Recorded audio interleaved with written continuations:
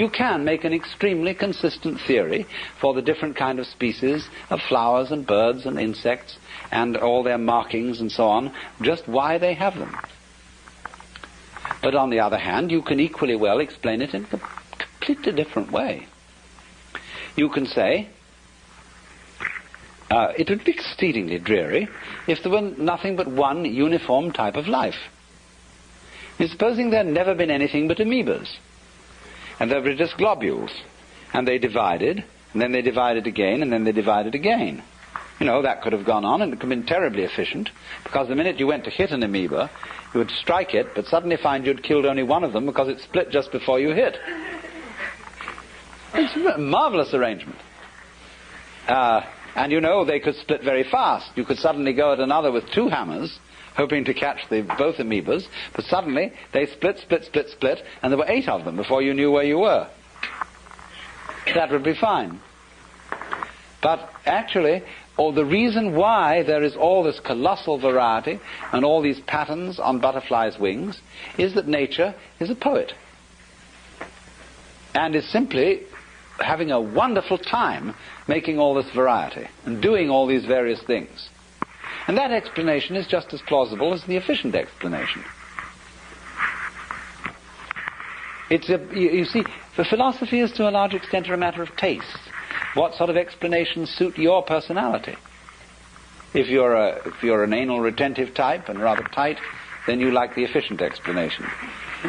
On the other hand, if you're an effusive type, you like the poetic explanation.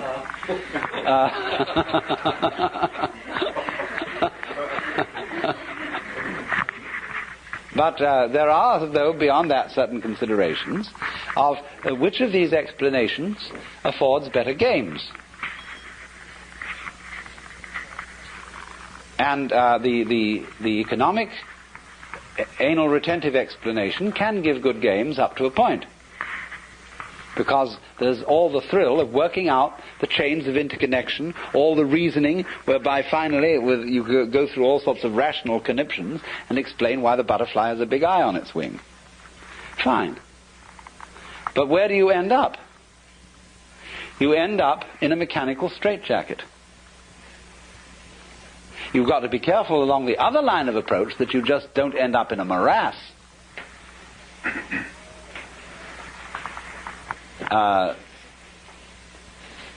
You could do that.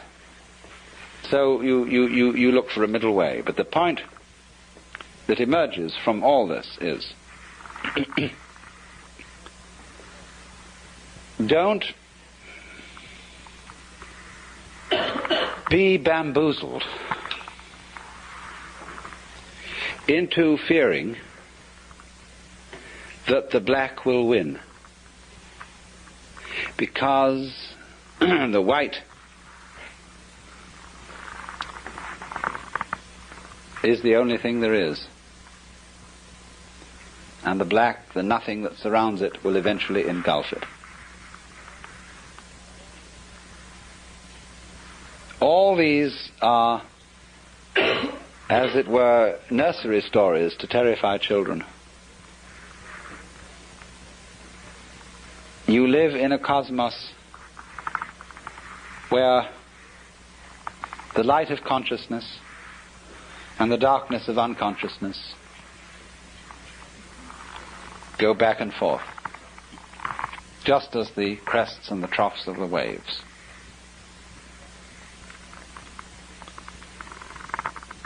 And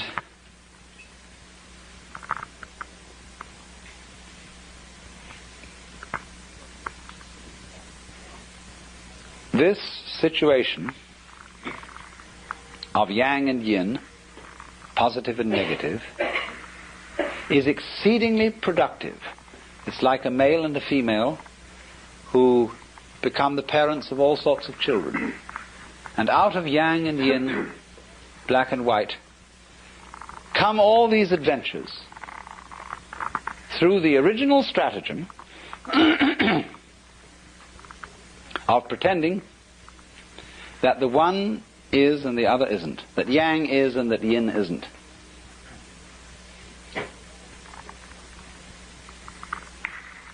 Both have equally good arguments on their side, And one now wins, and the other now wins. Back and forth, back and forth, back and forth. But don't be deceived. The two are always together.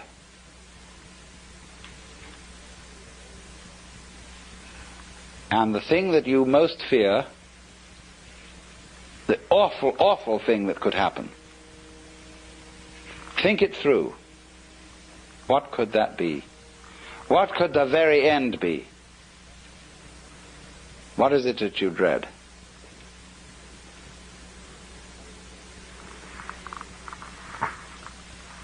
And you'll find out that if you go down, down, down, down, down, down, down into what you dread, be swallowed up, be annihilated, let the horrible scorpion, spider mother, the octopus thing catch you and take you down into its inmost guts, what will it do with you? Why, it'll transform you into itself. And then when you are it, as I said, every creature feels like it's a human being. Because after all, that's I. So fish, when they've eaten up something, and that thing has become them, and then the fish looks around and says, gee, that was a good dinner. And it feels human. And the fish looks around and it sees things that aren't fish, and they look like cows, and human beings wandering around there. They look like predatory monsters of some kind. Awful looking things. Ghastly teeth. And weird, inhumane arms and legs on them. Not nice, orderly fins and tails and beautiful scales on the side, like a really good person should look. See? So, this thing of death and of being transformed is where our life reaches a certain point where it has to go bloop. And in the moment you go bloop, you forget.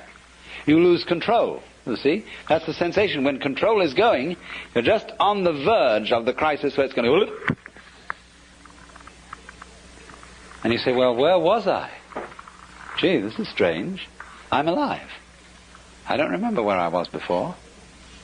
That's the sensation of coming to birth. And you grow and grow and you become more familiar with this and more familiar. When you're completely familiar, it goes bloop. And you're new all over again. See? It's quite different.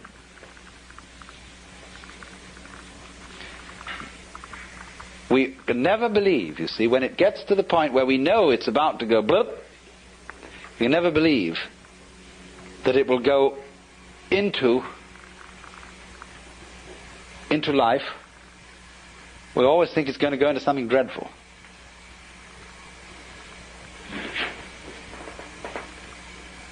But you see, once you know, it's going to keep flipping.